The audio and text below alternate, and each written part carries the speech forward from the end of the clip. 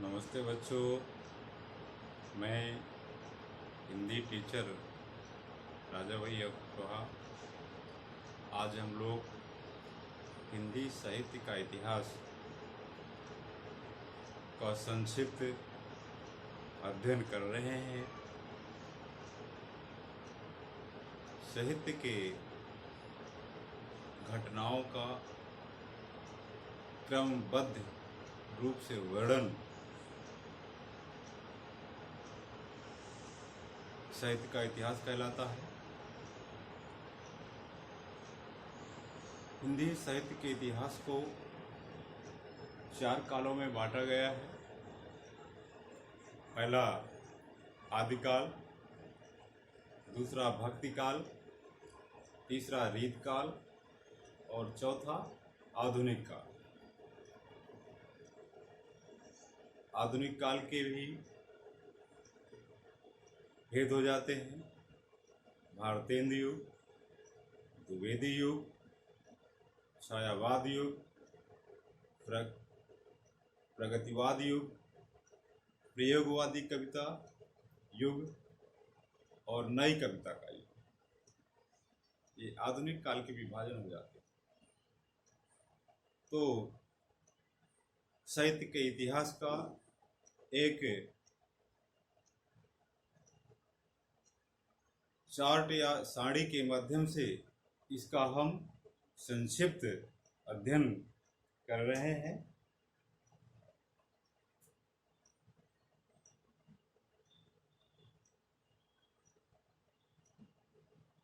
हिंदी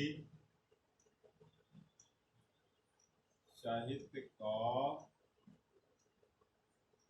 इतिहास, ठीक है। इसको 4 कालों में बांटा गया है। पहला है आदिकाल। क्या बच्चों? आदिकाल। इसका दूसरा नाम है वीर गाथा काल। ठीक। इसका समय 9 से 93 ईस्वी से 1318 ईस्वी तक आदिकाल। दूसरा है भक्ति काल। भक्ति काल, इसका समय है 1318 ईस्वी से 1643 ईस्वी तक। ठीक। तीसरा है रीत काल।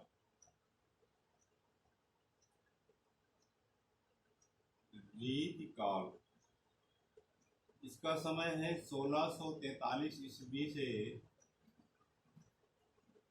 1843 ईस्वी तक।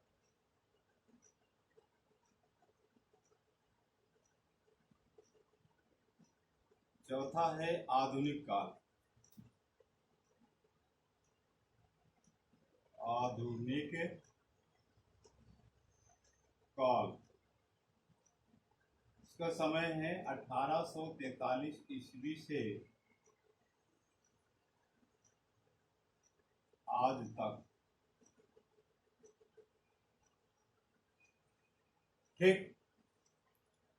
अब भक्ति काल के 2 भेद हो जाते हैं। पहला है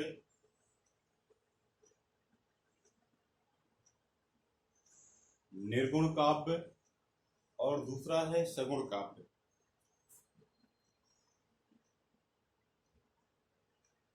निर्गुण काव्य, दूसरा है सगुण काव्य।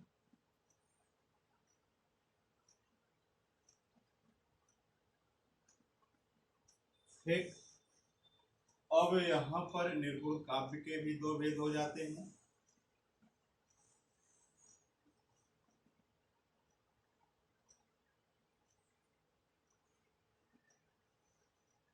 पहला है ज्ञान मार्गी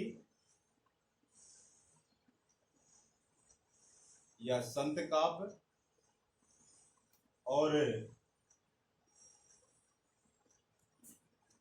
तो संत काव्य, इसका दूसरा नाम कहते हैं ज्ञान मार्गी।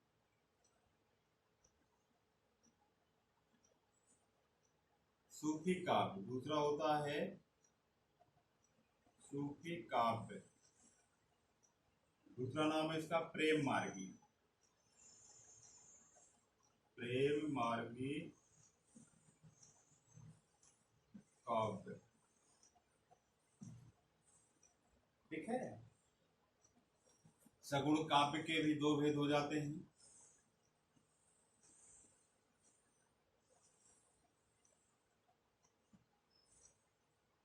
कृष्ण काव्य पहला, दूसरा राम काव्य। कृष्ण काव्य और दूसरा होता है राम काव्य,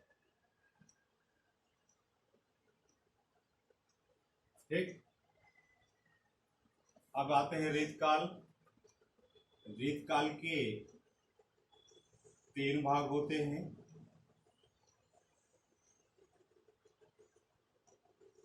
पहला है रीत सिद्धि, दूसरा है रीत मुक्त, और तीसरा है रीतबद्ध। रीत सिद्ध, दूसरा है रीत मुक्त,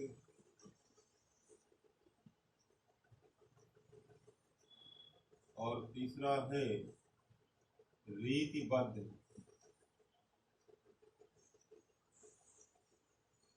रीतिबद्ध, ठीक। अब बच्चों आधुनिक काल के भी भेद हो जाते हैं।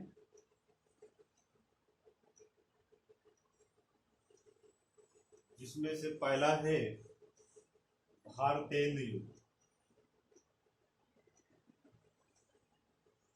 भारतेंदु युग का समय है 1868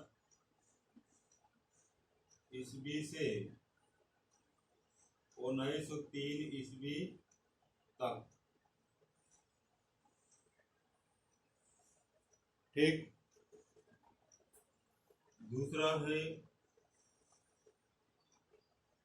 द्विवेदी युग।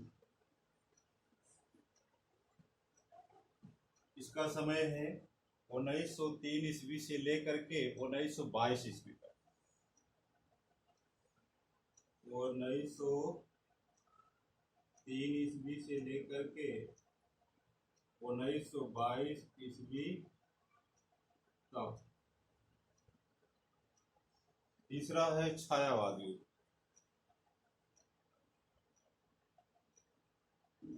छायावाद युग 1922 ईस्वी से लेकर के 1938 ईस्वी तक। 1922 ईस्वी से लेकर के 1938 ईस्वी तक। चौथा है प्रगतिवाद युग। प्रगतिवाद युग 1938 ईस्वी से लेकर के 1943 ईस्वी तक।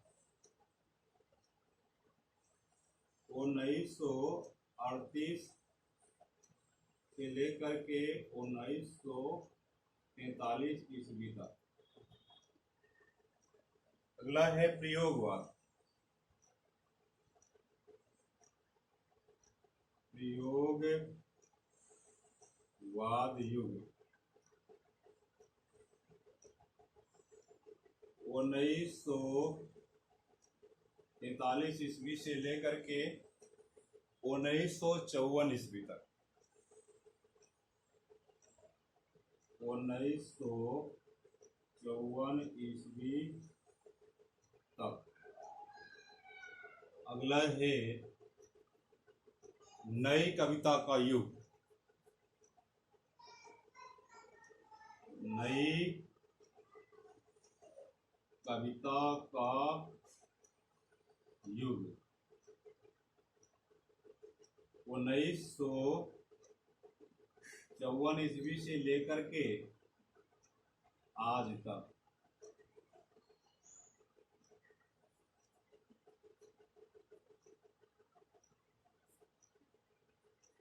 ठीक, तो ये हिंदी साहित्य का इतिहास जो 4 काल हैं उनके अलग अलग कालों में बांटा गया। थोड़ा सा इनका हम संक्षिप्त अध्ययन करेंगे। इसे है आदिकाल। आदिकाल नाम पड़ा। आदिकाल क्या होता है? इसका दूसरा नाम वीरगाथा काल। जिस समय हमारा देश छोटे छोटे राज्यों में बटा हुआ था, प्रांतों में बटा हुआ था, उस समय लोग अपने सर्व प्रदर्शन के लिए या अपना दूसरे प्रांतों पर अधिकार जमाने के लिए एक दूसरे से युद्ध करते थे, लड़ाई करते थे। तो उस काल को कहा गया है आदिकाल या वीरगाथा काल। आदिकाल नाम जो है आचार्य हजारी प्रसाद द्विवेदी जी ने रखा। वीरगाथा काल नाम आचार्य रामचंद्र शुक्ल ने दिया। और इनके आदिकाल को कई नामों से संबोधित किया गया, जैसे प्रारंभिक काल कहा गया, गणपत चंद्र गुप्त ने कहा। आधार काल कहा गया इस काल को, मोहन अवस्थी ने कहा। इसके बाद बीज पवन काल आचार्य महावीर प्रसाद द्विवेदी जी ने कहा। इनका अन्य नाम चारण काल पियर्सन ने दिया। और सिद्धांत सामंत का युग राहुल ने दिया।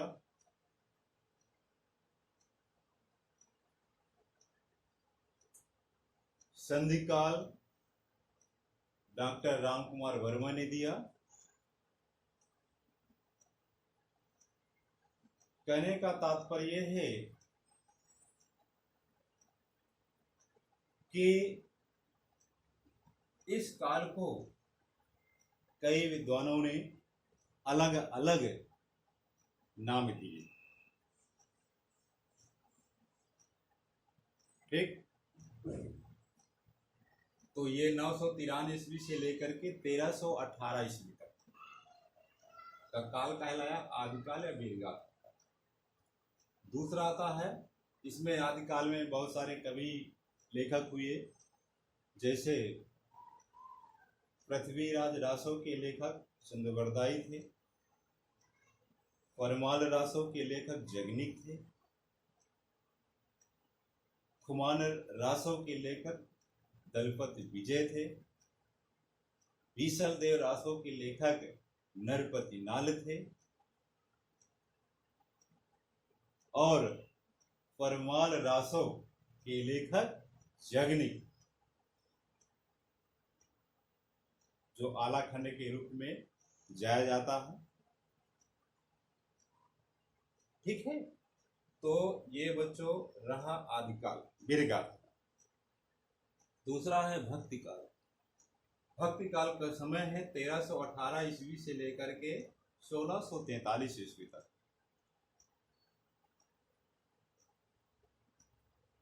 भक्ति काल नाम क्यों पड़ा? जब आदिकाल में जनता लड़ाई झगड़ा युद्ध से जब जनता हताश हो गई, निराश हो गई, तो उनका ध्यान भक्ति की ओर आकर्षित। डॉक्टर सत्येंद्र कुमार ने भी कहा है कि भक्ति द्रविड़ी उपजी राय रामानंद, यानी भक्ति काल का उदय दक्षिण भारत में और उसको उत्तर भारत में रामानंद ने लाए। भक्ति काल के दो भेद हो जाते हैं, निर्गुण काव्य, दूसरा है सगुण काव्य। निर्गुण काव्य वो काव्य होता है जिस काव्य में निराकार, जिसका कोई आकार न हो, निर्गुण हो, घट घट व्यापी हो, सूक्ष्म हो, का ध्यान करते थे, स्मरण करते थे, भक्ति करते थे, वो निर्गुण काव्य के अंतर्गत आता। जैसे इसमें से इसके दो भेद हुए, संत काव्य और सूफी काव्य। संत काव्य का नाम है ज्ञान मार्गी और सूफी काव्य का नाम है प्रेम मार्गी का। संत काव्य में जैसे कबीरदास जी, रामानंद जी, रैदास जी, गुरु नानक जी और हरिदास निरंजन जी, मलुकदास जी, सुंदरदास जी आदि लेखकों ने संत काव्य से संबंधित भक्ति के क्षेत्र में अपना महत्वपूर्ण योगदान दिया।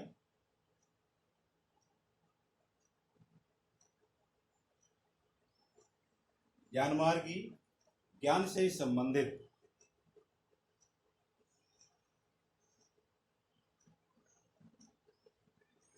ठीक है, इस ज्ञान मार्गी काव्य के अंतर्गत अध्ययन किया गया। दूसरा है सूफी काव्य या प्रेम मार्गी काव्य। इस काव्य में, इस काल में निर्गुण काव्य में प्रेम से संबंधित रचनाएं लिखी गई, जिसमें मुल्ला दाऊद, मंझन, मधुमालती या सत्यवती के लेखक ईश्वरदास,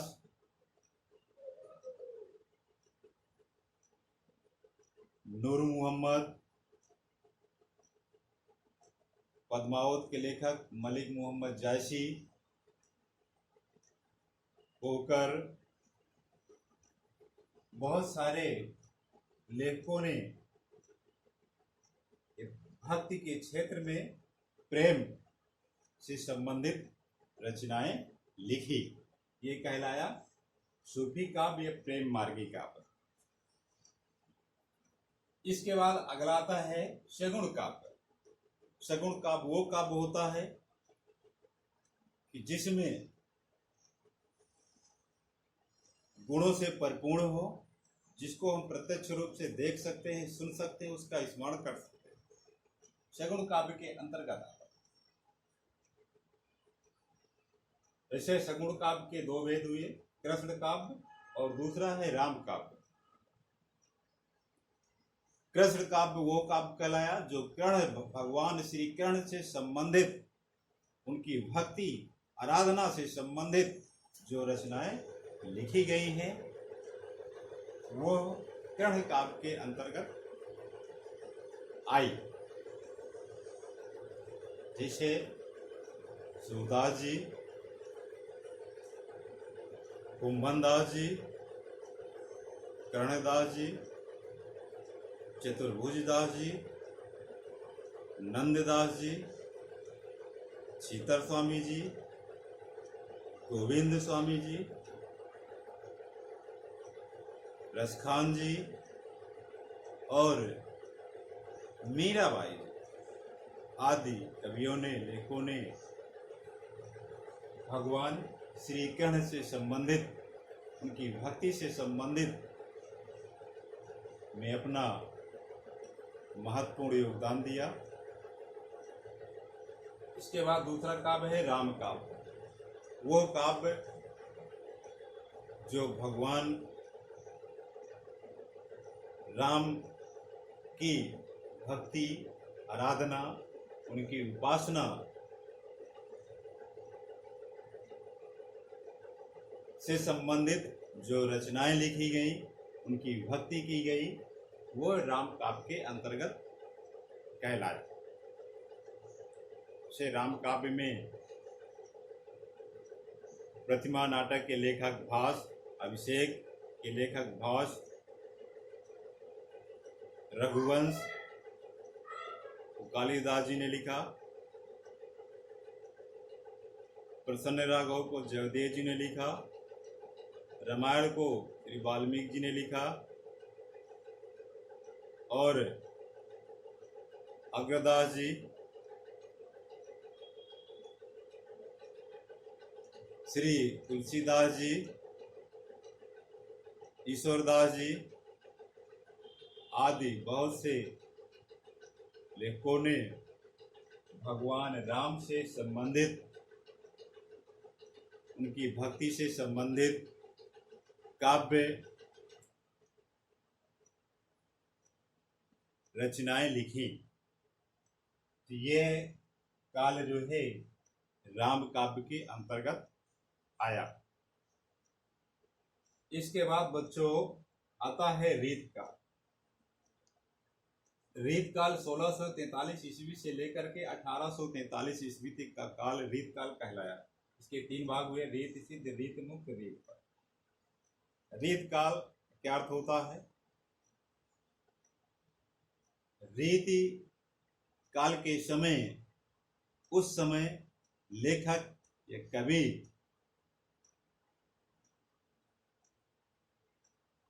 काव्यांग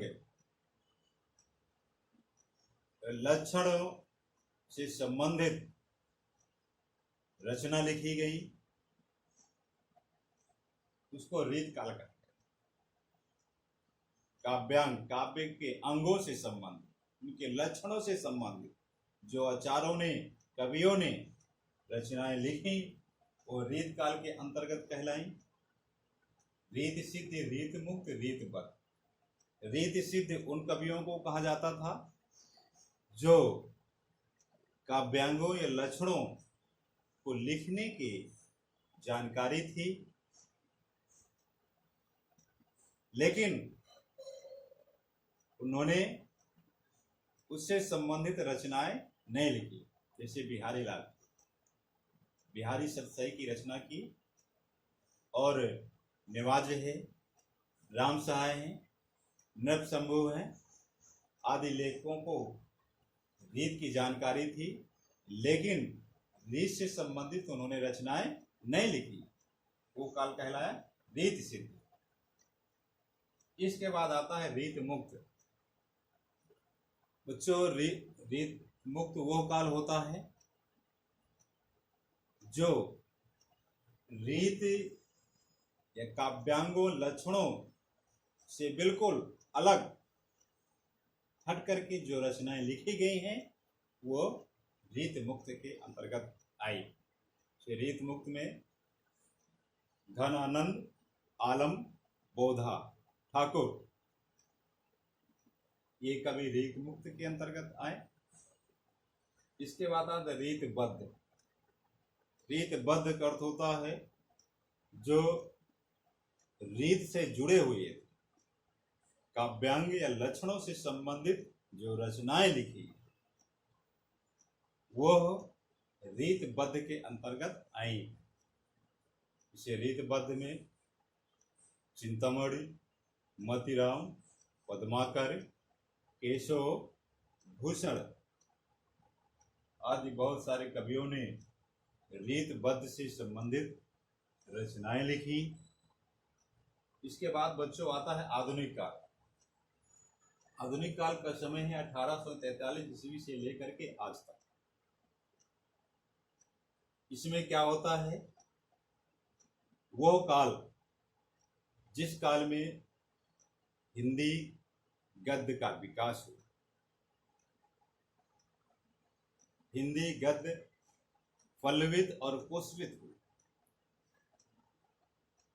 नाटक, निबंध, आलोचक आदि कई क्षेत्रों का विकास आधुनिक काल में हुआ।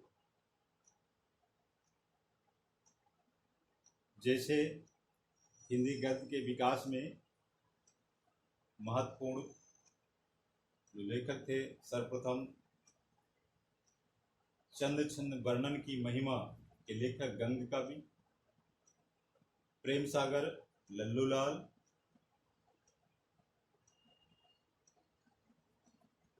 और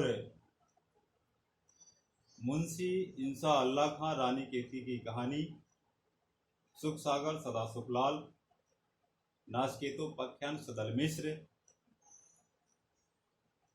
84 वैष्णव की वार्ता, 252 वैष्णव की वार्ता, गोकुलनाथ जी ने सर्वप्रथम खड़ी बोली से संबंधित रचनाएं लिखी। इसके बाद श्री लक्ष्मणदास, शिव प्रसाद सितारे हिंद आदि लेखकों ने हिंदी गद्य को, खड़ी बोली गद्य को आगे बढ़ाने में इनकी बहुत महत्वपूर्ण भूमिका थी। तो ये बच्चों रहा आधुनिक काल। आधुनिक काल के यहाँ पर कई भेद हुए है, जिसमें पहला है भारतेंदु युग। भारतेंदु युग का नाम भारतेंदु हरिश्चंद्र जी के नाम से पड़ा। इस काल में हिंदी गद्य के विकास में इन लेखकों ने जैसे प्रताप नारायण मिश्र जी, बद्रीनाथ चौधरी प्रेम जी, राधा कृष्ण दास जी, राधा चरण गोस्वामी जी आदि लेखकों ने हिंदी गद्य को आगे बढ़ाने में बहुत महत्वपूर्ण अपनी भूमिका अदा की। ये काल 1868 ईस्वी से लेकर के 1903 ईस्वी तक का कहलाया। भारतेंदु जी ने भी का बहुत महत्वपूर्ण योगदान रहा। इन्होंने पत्रिका लिखी, काव्य वचन सुधा, हरिश्चंद्र चंद्रिका, वाला बोधिनी। इन पत्रिकाओं के माध्यम से जो है हिंदी गद्य के विकास में बहुत महत्वपूर्ण योगदान रहा। बच्चों इसके बाद आता है द्विवेदी युग। द्विवेदी युग 1903 ईस्वी से लेकर के 1922 ईस्वी आचार्य महावीर प्रसाद द्विवेदी जी के नाम से इस काल का नाम पड़ा द्विवेदी युग। इन्होंने भी हिंदी गद्य को आगे बढ़ाने में इस काल का बहुत महत्वपूर्ण योगदान था। जो भारतेंदु काल में तो त्रुटियां थी, उन त्रुटियों को दूर करके हिंदी गद्य को पल्लवित और पुष्पित करने का कार्य किया, जिसमें से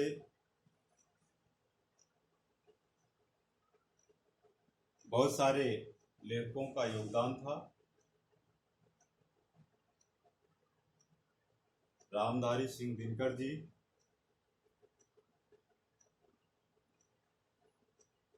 और कहें इसमें सुभद्रा कुमारी चौहान जी, रामचरित उपाध्याय जी,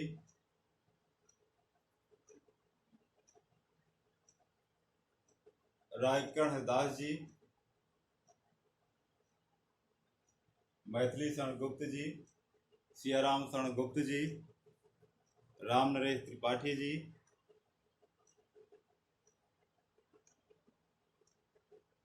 सोहनलाल द्विवेदी जी,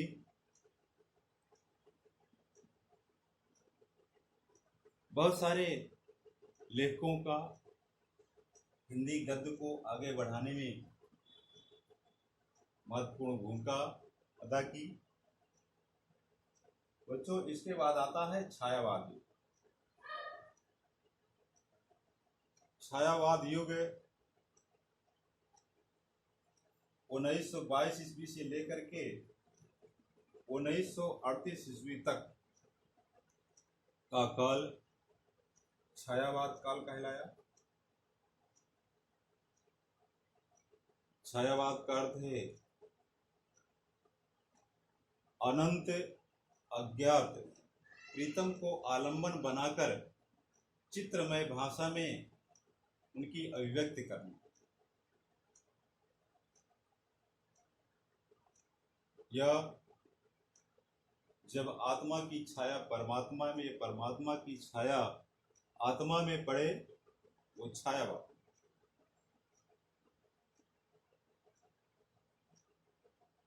यह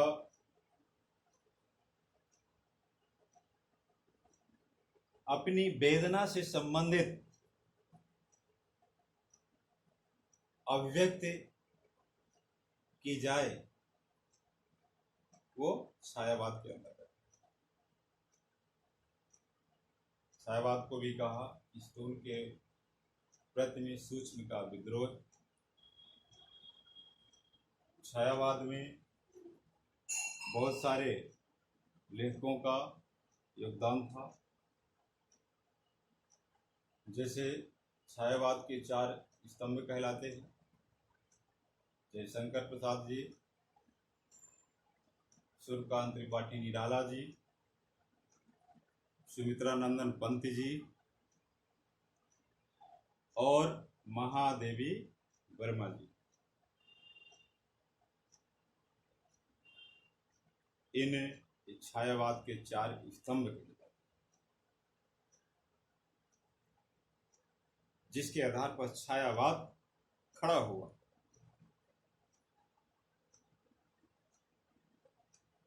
इसके बाद बच्चों प्रगतिवाद युग। प्रगतिवाद युग का समय 1938 ईस्वी से लेकर के 1943 ईस्वी तक प्रगतिवाद युग कहलाया। इसे प्रगति का अर्थ होता है आगे बढ़ना,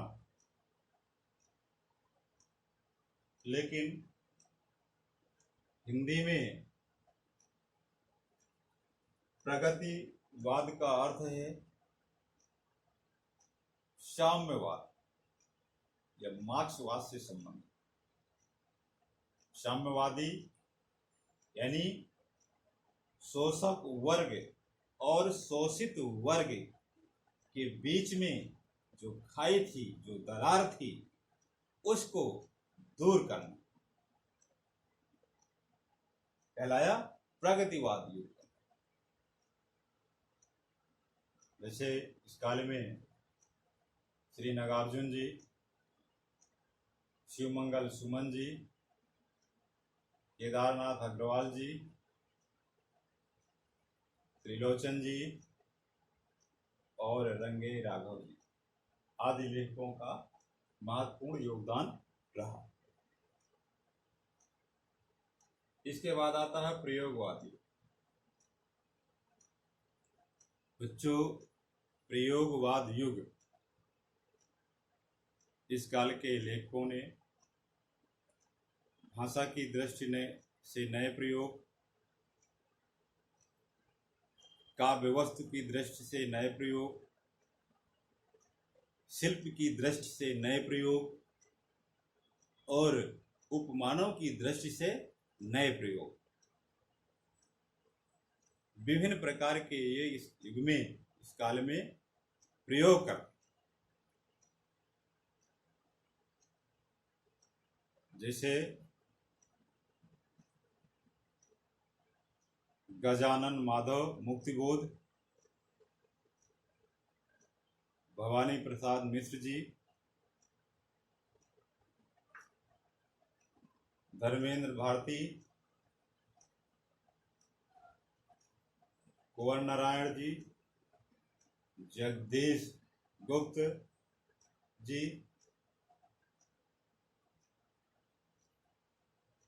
बहुत सारे लेखकों का इस युग में महत्वपूर्ण योगदान था। इसमें अज्ञेय जी का भी बहुत महत्वपूर्ण योगदान था। इन्होंने तार सप्तक की स्थापना की। जो तार सप्तक थे उसमें 7 कवियाँ हुआ करते थे, लेखक होते थे। पहला तार सप्तक, दूसरा तार सप्तक, तीसरा तार सप्तक, चौथा तार सप्तक, 4 तार सप्तक हुए। ठीक। इसके बाद बच्चों आता है नई कविता का युग।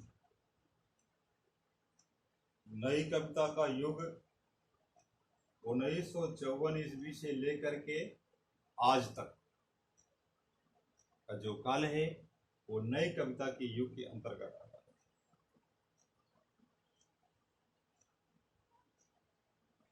इसमें नए नए, चाहे भाषा हो, चाहे शिल्प हो, चाहे काव्य वस्तु हो,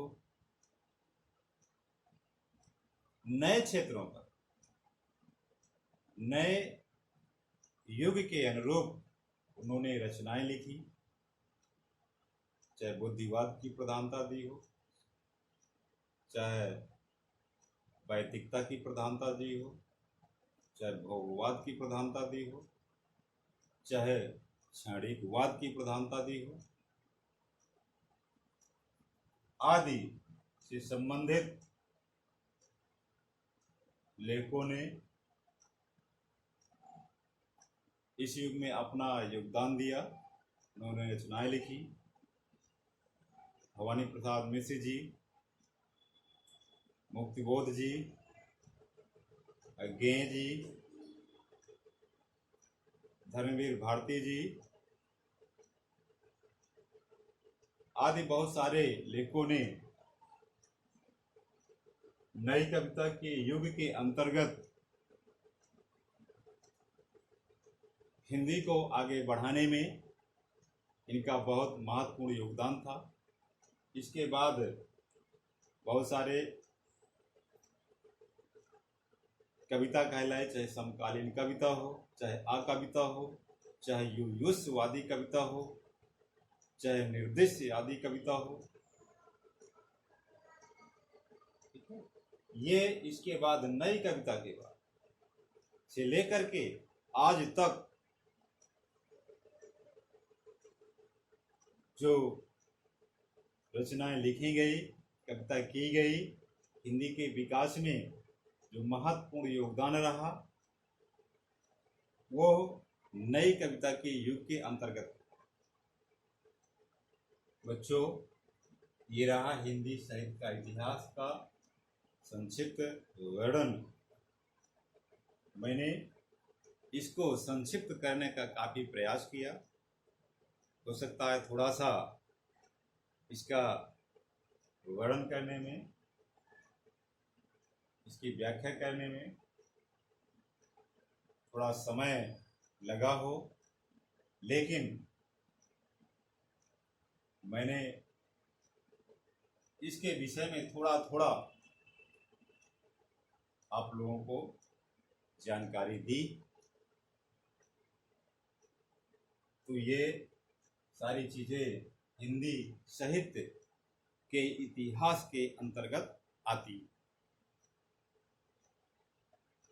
बच्चों, मैं अपनी बात को यहीं पर समाप्त करता हूँ। आप लोगों ने अपना बहुत महत्वपूर्ण समय दिया। धन्यवाद।